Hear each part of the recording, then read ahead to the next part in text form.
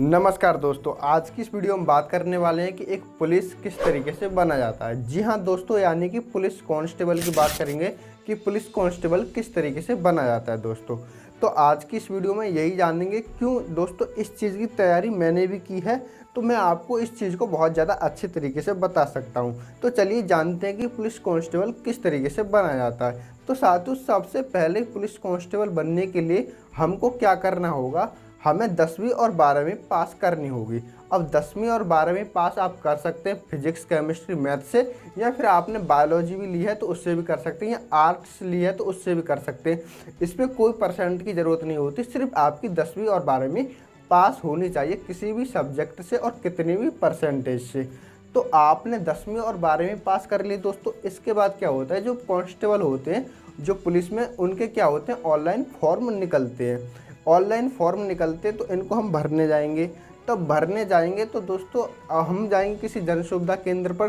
तो वहाँ पर क्या होता है, आपके जो डॉक्यूमेंट्स होते हैं वो लिए जाते हैं और आपका फॉर्म भर दिया जाता है। डॉक्यूमेंट्स में आपके देखिए 10वीं और 12वीं की मार्कशीट हो जाती है और आ जाते मूल ये चीज़ हो जाती है और फ़ोटो वगैरह। तो जब आपका फॉर्म भर जाता है तो उसके 1-2 महीने बाद क्या होता है, एडमिट कार्ड आते हैं दोस्तों। अब एडमिट कार्ड आते हैं तो उसमें एडमिट कार्ड में क्या होता है, एडमिट कार्ड एक तरीके से प्रवेश पत्र होता है, जैसा कि हाई स्कूल और इंटर में आपका आया होगा। जैसे कि उसमें बताया जाता है कि आपका कहाँ पर पेपर है, कौन सी जगह किस तारीख को है। तो यही होता है एडमिट कार्ड कि कब और किस जगह पर आपका पेपर है दोस्तों। अब एडमिट कार्ड आ गया आपके पास, अब जाएंगे आप पेपर करने दोस्तों। अब आप एग्ज़ाम करने जाएंगे। तो एग्ज़ाम किस चीज़ का करने जाएंगे, उस चीज़ को एकदम समझते हैं बेहतरीन से। तो दोस्तों जो एग्ज़ाम होता है, जो पुलिस कांस्टेबल का, वो होता है, उसमें 150 क्वेश्चन होते हैं। कितने क्वेश्चन होते हैं, 150 क्वेश्चन होते हैं। एक क्वेश्चन 2 मार्क यानी कि 2 नंबर का होता है। यानी कि टोटल जो हमारा पेपर होगा कांस्टेबल का वो 300 नंबर का होता है। अब जिसमें जो इस पेपर में यानी कि इस एग्ज़ाम में 4 सब्जेक्ट होते हैं। 4 सब्जेक्ट मेन होते हैं, जिसमें होता है हमारा हिंदी होता है। हिंदी 37 नंबर का आता है, ठीक है दोस्तों। और दूसरा होता है हमारा रीजनिंग। रीजनिंग 56 नंबर की आती है। और तीसरा होता है मैथ। मैथ 20 नंबर का आता है। और दोस्तों हमारा जो चौथा सब्जेक्ट होता है वो होती है जीएस। जी हाँ दोस्तों, हमारे 4 सब्जेक्ट होते हैं। कौन कौन से, हिंदी, रीजनिंग, मैथ और जीएस। देखिए जो हिंदी में आपसे जो क्वेश्चन पूछे जाएंगे वो पूछे जाएंगे साहित्य से और व्याकरण से। रीजनिंग आपकी टोटल मार्क ब्याज काट के पूरी रीजनिंग आती है, यानी कि ऑल रीजनिंग आती है। मैथ में कुछ चुनिंदा टॉपिक्स होते हैं, ठीक है दोस्तों। और जो हमारी जीएस है, जीएस में तो आप सभी जानते हैं, जीएस तो एक बड़ा पोर्शन होता है जिसमें आपके economics, history, geography, static, GK. अब मान लो किसी भी अब मान लो आप यूपी कांस्टेबल की तैयारी कर रहे हैं तो आपकी यूपी जी के आएगी। और कहीं बाहर की कर रहे हैं एमपी की तो एमपी जी के आएगी। बिहार की कर रहे हैं तो बिहार की जी के आएगी।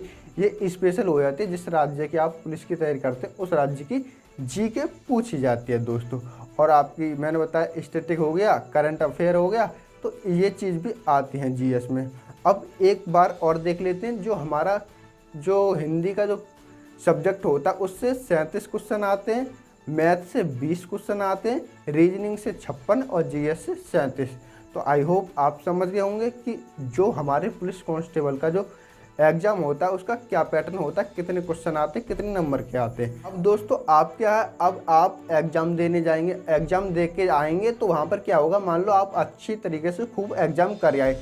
अब एग्ज़ाम करने के बाद आप अपने घर आ गए, उसके कुछ 10-15 दिन बाद, 20 दिन बाद आती है आंसर की। आंसर की क्या होती है दोस्तों, आंसर की में ये बताया जाता है कि आपने कितने क्वेश्चन सही किए और कितने गलत, और कितने किए हैं और कितने नहीं किए। तो आप ये चीज़ ऑनलाइन ही आती है आंसर की, उसको चेक कर सकते हैं अपना रोल नंबर वगैरह गिर कर दोस्तों। इसके आंसर की आने के बाद कुछ दिन बाद, 1 महीना 20 दिन बाद क्या होता है, आपका आता है रिजल्ट। रिजल्ट में जिस व्यक्ति का नाम आ गया समझ लो उसने परीक्षा पास कर ली है दोस्तों। अब जो रिजल्ट आता है वह भी ऑनलाइन आता है दोस्तों। तो रिजल्ट में अगर आपका नाम है तो यानी कि आपने पुलिस कांस्टेबल की जो परीक्षा है उसको पास कर लिया है, यानी कि अब आपका नाम आ गया है उसमें। तो आपका मान लो अब रिजल्ट में नाम आ गया, उसके बाद क्या होता है भैया, उसके बाद आपको बुलाया जाता है, आपके पास फ़ोन पर एसएमएस या ईमेल आएगा तो आपको बुलाया जाता है डीवी। और किसके लिए, फिजिकल। डीवी यानी डॉक्यूमेंट वेरिफिकेशन के लिए और फिजिकल के लिए। तो डॉक्यूमेंट वेरिफिकेशन के लिए आप जाएंगे तो वहाँ पर क्या होता है, आपके जितने भी कागज़ होते हैं वो सभी चेक किए जाते हैं कि आपकी कौन कौन से कागज़ आपने जब फॉर्म भरे था उसमें लगाए थे वो ठीक हैं या नहीं, कि कहीं वो फर्जी तो नहीं है। ये चीज़ आपको क्या बताने होते हैं, जो डॉक्यूमेंट्स वेरिफिकेशन होते हैं आपके उसमें बताने होते हैं दोस्तों कि हमारी कागज़ एकदम ठीक है, इसलिए वह बुलाते हैं दोस्तों।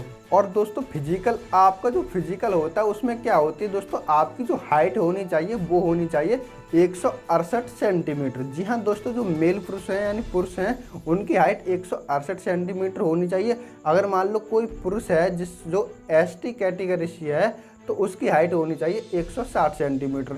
अगर मान लो कहीं पर वो महिला है तो महिला की जो हाइट होनी चाहिए वो होनी चाहिए 152 सेंटीमीटर। अगर वही महिला ST कैटेगरी से है तो उसकी जो हाइट होनी चाहिए वो होनी चाहिए 147 सेंटीमीटर। ठीक है दोस्तों, इसके बाद समझते हैं हम जो हमारे चेस्ट नपती है, चेस्ट कितनी होती है दोस्तों। अब देखिए जो चेस्ट होती है वो पुरुषों की होनी चाहिए मान लो 79 से लेके 84 तक, यानी कि 79 से लेकर आपकी होनी चाहिए 84 तक, किसकी, मेल की। और जो वहाँ पर जो ST कैटेगरी से जो व्यक्ति है यानी कि मेल है उसकी होनी चाहिए कितनी, 77 से लेकर 82 तक दोस्तों। और महिलाओं की चेस्ट नहीं नपती है क्योंकि वो महिला होती हैं, आप जानते हैं। तो कोई भी महिला हो चाहे किसी भी कैटेगरी से हो उनकी छाती नहीं नपती है दोस्तों। अब इसके बाद आते हैं रनिंग पर। तो रनिंग कितनी होती है दोस्तों, तो रनिंग में क्या होता है, जो भी मेल पुरुष होते हैं यानी जो पुरुष होते हैं उनको 4800 मीटर की दौड़ मारनी होती है 25 मिनट के अंदर दोस्तों। और जो महिलाओं के लिए जो दौड़ लगानी होती है वो लगानी होती है दोस्तों 2400 मीटर की 15 मिनट में। तो पुरुषों के लिए जो रनिंग होती है वो कितनी होती है, 4800 मीटर यानी कि 4.8 किलोमीटर 25 मिनट के अंदर। और जो महिलाओं के लिए होती है वो होती है 2.4 किलोमीटर यानी कि 15 मिनट में दोस्तों। अब इसके बाद आपने देखिए एग्जाम सब कुछ कर लिया, आपने दौड़ भी लगा दी। अब इसके बाद क्या होता है, इसके बाद लगती है आपकी कट ऑफ दोस्तों। जी हाँ, इसके बाद आपकी कट ऑफ लगती है यानी कि एकदम फाइनल वाली। तो आपकी जो लास्ट वाली फाइनल कट ऑफ लग जाती है। इसके बाद क्या होता है दोस्तों, इसके बाद आपको बुलाया जाता है मेडिकल के लिए दोस्तों। मेडिकल में क्या होता है दोस्तों, मेडिकल में यही चीज़ करते हैं, जो आपकी आँख हैं ठीक है कि नहीं, आपका ब्लड टेस्ट होता है कि कहीं कोई बीमारी तो नहीं है शरीर में, ये चीज़ें होती हैं मेडिकल में। आपकी टांगों को नापा जाता है कि टांग टेढ़ी वेढ़ी तो नहीं है, हड्डी तो नहीं टूट रही, तो मेडिकल में ये चीज़ चेक की जाती है। ठीक है दोस्तों, जब आपका मेडिकल भी हो जाएगा फिर क्या करते हैं, आपका एक पुलिस वेरिफिकेशन होता है। जितने भी आपके कागजात होते हैं वो आपके नज़दीकी पुलिस स्टेशन में भेजते हैं। किस लिए, इसलिए भेजते हैं ताकि कि वो चेक करवा सकें कि आप पर कहीं कोई FIR तो नहीं है, कोई मर्डर का केस तो नहीं है। इसलिए आपका लास्ट में क्या होता है, आपका होता है पुलिस वेरिफिकेशन। जब आपका पुलिस वेरिफिकेशन में हो जाता है ठीक ठाक दोस्तों, तो आपके पास क्या होता है, आपके पास डायरेक्ट आता है जॉइन लेटर। जी हाँ दोस्तों, जॉइन लेटर आता है और फिर क्या होता है, आप ट्रेनिंग पर पहुंच जाते हैं और आप क्या करते हैं, ट्रेनिंग करने लगते हैं। और ट्रेनिंग 6 महीने की होती है। 6 महीने के बाद आप क्या होते हैं, किसी भी थाने के अंदर आपको भेज दिया जाता है और आप अच्छी खासी नौकरी करने लगते हैं। तो दोस्तों कैसी लगी ये वीडियो हमें बताएं कमेंट करके। और अगर वीडियो पसंद आई हो तो वीडियो को लाइक कर दें और वीडियो को ज़्यादा से ज़्यादा शेयर करें। इस वीडियो में मैंने बताया था कि पायलट कैसे बन सकते हैं, तो आप यहाँ पर क्लिक कर ये वीडियो भी देख सकते हैं दोस्तों। बहुत बहुत धन्यवाद।